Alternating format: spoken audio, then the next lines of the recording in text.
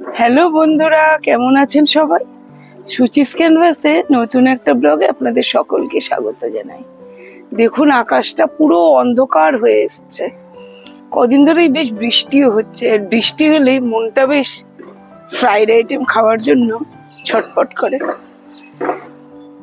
কাজের সুবাদে এবং আমার যা প্রফেশন এক সময় ছিল, আপনারা তো জানেন আমি একজন শেফ।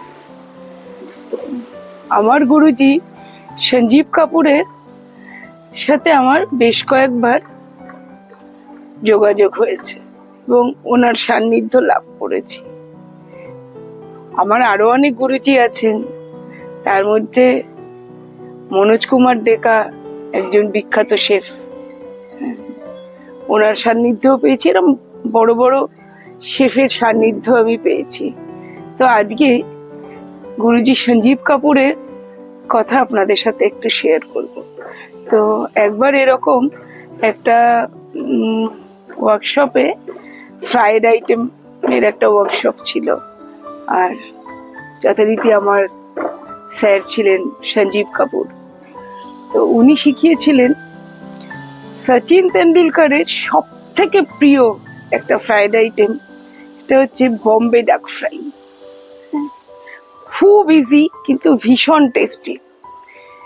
বম্বে ডাক নাম শুনলে অনেকে হয়তো জানেন, আবার অনেকে জানেন না। বম্বে ডাক হচ্ছে একটা মাছ, আমরা বাংলায় যাকে বলি লোটে মাছ, সেই লোটে মাছের ফ্রাই। এত টেস্টি খেতে, আর যখন ওটা ফ্রাই হয়ে আসে আপনি বুঝবেন না ওটা ভেটকি ফ্রাই না ওর মধ্যে লোটে মাছ আছে। তো আজকে ভাবছি সেই রান্নাটি আমি আমার রান্নাঘরে বানাবো আর আপনাদের সাথে শেয়ার করব। তো চলুন রান্নাঘরে যাই। এখন আমরা বানাবো সচিন তেন্ডুলকারের খুব পছন্দের একটি রেসিপি, বম্বে ডাক ফ্রাই। বম্বে ডাক ফ্রাই বানানোর জন্য আমাদের এখানে লাগবে ভালো লোটে মাছ। এই লোটে মাছকে শুধু মাথা আর লেজাটা বাদ দিয়ে এরকম ফিলের মতন বানিয়ে নিয়েছি, মাঝের কাঁটাটা ফেলে দিয়ে ভালো করে জল দিয়ে ধুয়ে রেখে দিয়েছি। এবার এটাকে আমরা ম্যারিনেট করব। ম্যারিনেশনের জন্য লাগবে এখানে কাঁচা লঙ্কা, 5-6টা কাঁচা লঙ্কা নিয়েছি, 1 আঁটি ধনেপাতা, 8-10 কোয়া রসুন, আর একটা ছোট পেঁয়াজের অর্ধেক। এগুলোকে আমি মিক্সিতে ভালো করে পেস্ট করে নিয়েছি। এবারে মাছগুলো একটা মিক্সিং বোলে নিয়ে নিচ্ছি, নিয়ে তার মধ্যে আমি এই পুরো পেস্টটা দিয়ে দিলাম। এই যে পেস্ট দিয়ে দিয়েছি, এর মধ্যে দেব পরিমাণ মতো নুন,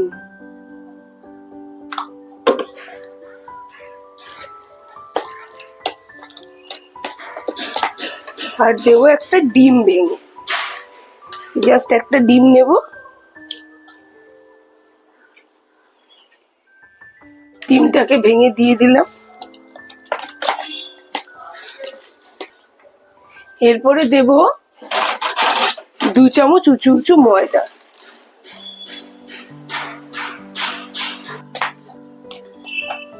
ঠিক এইরকম ম্যারিনেট করে আমি এটাকে ঢাকা দিয়ে আধ ঘন্টা আমি ফ্রিজে রেখে দেবো।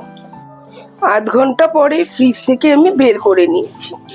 এবার আমি ক্রাম কোট করব। ক্রাম কোট করার জন্য এখানে আমি নিয়ে নিয়েছি প্যানকো ক্রাম। আপনারা বেকারির যে বিস্কিট আছে সেই বিস্কিটের গুঁড়োও ইউজ করতে পারেন, কিন্তু আমি এখানে একদম হোয়াইট ব্রেড ক্রাম নিয়েছি। আর লাগবে হচ্ছে 2-3 চামচ মতন ময়দা একটা ব্যাটার গোলার জন্য। আমি এখানে 3 চামচ মতন ময়দা নিয়ে নিই। এবার এর মধ্যে আর একটা ডিম আমি ফাটিয়ে দিয়ে দেব, আর দেব এর মধ্যে জল। জল দিয়ে একটা পাতলা ব্যাটার, আমি এরকম পাতলা ব্যাটার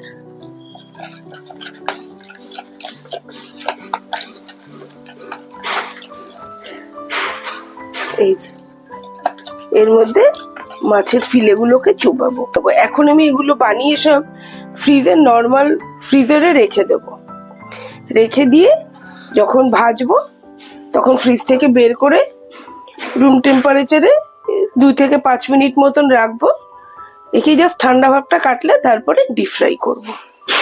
তো এখন আগে এরম ভাবে এই যে জাস্ট এরকম ফিলে হবে, এরকম ফিলে নিয়ে এই রেখে দিলাম। রেখে প্রথমে আগে একবার কোট করে নেব, জাস্ট এরকম হবে। তারপরে এই ব্যাটারটায় আবার চুবিয়ে নিয়ে আমি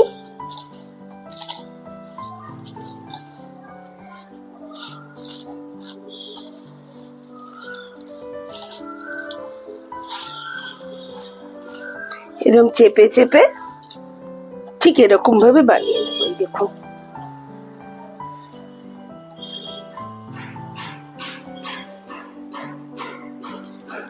বানিয়ে একটা জাস্ট থালার মধ্যে আমরা এখন এটাকে রেখে দেব। এরকম করে আমি সব ফিশ ফ্রাই কটা গড়ে রাখবো। আমার ফিশ ফ্রাই সব তৈরি হয়ে গেছে, দেখুন ঠিক এরকম। এখন আমরা ফিশ ফ্রাই গুলো ভেজে নেব।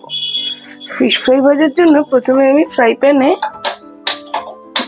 গ্যাসটা অন করে দিলাম, আর ফ্রাই প্যান গ্যাসের উপর বসিয়ে আমি এখানে Emami healthy and tasty rice bran oil একটু বেশি করে দিয়ে দিচ্ছি। অনেকটা তেল দিয়ে নিয়েছি। এরপরে তেলটাকে খুব ভালো করে গরম হয়ে গেলে এরপরে আমি ফ্রাই শুরু করব। ফ্রিজ থেকে 10 মিনিট হলো বের করে রেখেছি আমার এই ফিশ ফ্রাই গুলো, বম্বে ডাক ফ্রাই। দেখতে একদম ভেটকি ফ্রাইয়ের মতন লাগছে, কিন্তু এটা কিন্তু লোটে মাছ দিয়ে বানানো। তেলটা গরম হয়ে গেছে, এবার আমি আস্তে করে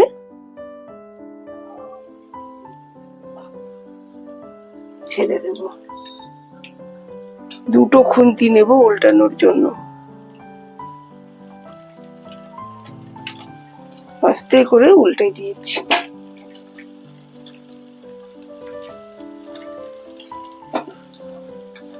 এই ফিশ ফ্রাইটা বানিয়ে নর্মাল ফ্রিজে একটা ক্লিং র্যাপ দিয়ে র্যাপ করে 2 দিন রাখা যাবে। আর যদি বেশি দিনের জন্য রাখতে হয় তাহলে একটা এয়ারটাইট কন্টেনারে ডিপ ফ্রিজে অন্তত 7 দিন আপনারা রাখতে পারবেন।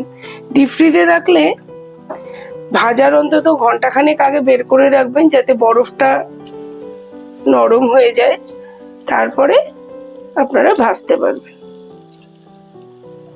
একটু গোল্ডেন করে ভেজে নিতে হবে। ভেজে আমি একটা ডিশে তুলে নেব আগে।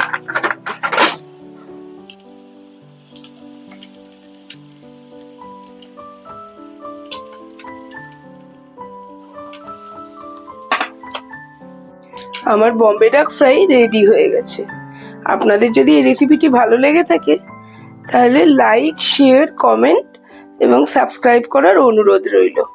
সবাই ভালো থাকবেন, সুস্থ থাকবেন। দেখা হবে সুচিস ক্যানভাসের পরের একটি নতুন ব্লগে। টাটা।